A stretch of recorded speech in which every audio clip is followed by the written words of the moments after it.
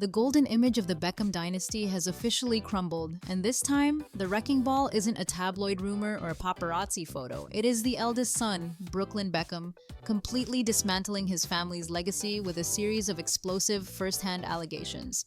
For years, we have watched the awkward body language, noticed the missing likes on Instagram, and whispered about the Cold War between Nicola Peltz and Victoria Beckham. But nothing, and I mean nothing, could have prepared us for the scorching public statement Brooklyn just released. He didn't just spill the tea, he broke the entire teapot. Today, we are doing a deep dive into every single shocking detail Brooklyn exposed, from the financial blackmail attempts before his wedding to the truly humiliating moment involving his mother and Mark Anthony that made him want to crawl out of his skin. For decades, David and Victoria Beckham have been the masters of PR. They survived cheating scandals, career changes, and intense scrutiny by presenting a united front. But Brooklyn's statement starts by tearing that mask off. He writes, "I have been silent for years and made every effort to keep this matter private.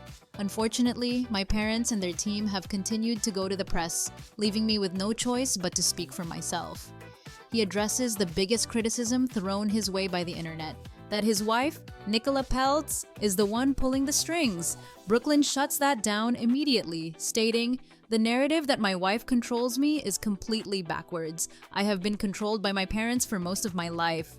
He goes on to describe a childhood defined by performative social media posts and inauthentic relationships maintained solely to preserve the facade of the perfect family.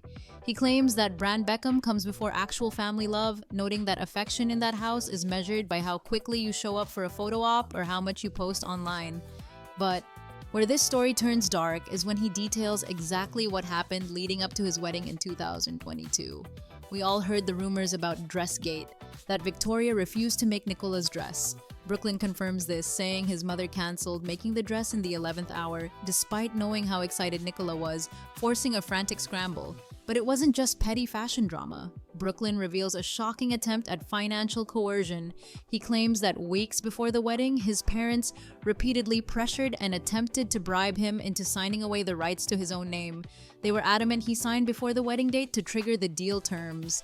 When Brooklyn refused to sign away his identity, he says his holdout affected the payday, and his parents have never treated him the same since. The emotional abuse allegations don't stop there. Brooklyn shared a story about the wedding seating chart that paints a very different picture of posh spice. He says, Victoria went so far as to call him evil. Why? Because Brooklyn and Nicola chose to seat their nannies at the head table. Both nannies were widows without their husbands, and the couple wanted to honor them. Apparently, this act of kindness was seen as a betrayal by Victoria, who had her own table. And then there is the first dance story. This is the detail that has the internet absolutely reeling. Brooklyn claims that his mother hijacked his first dance with his wife. The couple had planned a romantic moment to a love song performed by Mark Anthony. It was on the schedule. It was planned weeks in advance, but when Mark Anthony called Brooklyn to the stage, it wasn't Nicola waiting for him. It was Victoria.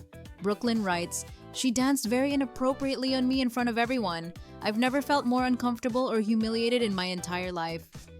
Imagine that.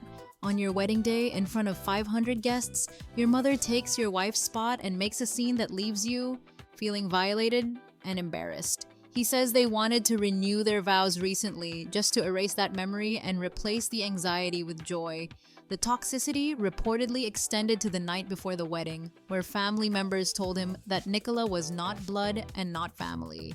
Since he started standing up for himself, Brooklyn says he has faced endless attacks, both private and public. He even claims his younger brothers, Romeo and Cruz, were sent to attack him on social media before they blocked him out of nowhere last summer. It paints a tragic picture of siblings forced to choose sides, potentially because their own lifestyles and careers are funded by the Beckham empire. The rift reached a breaking point during David Beckham's recent 50th birthday celebrations. Brooklyn reveals that he and Nicola traveled all the way to London to be there. They waited in a hotel room for a week, trying to plan quality time.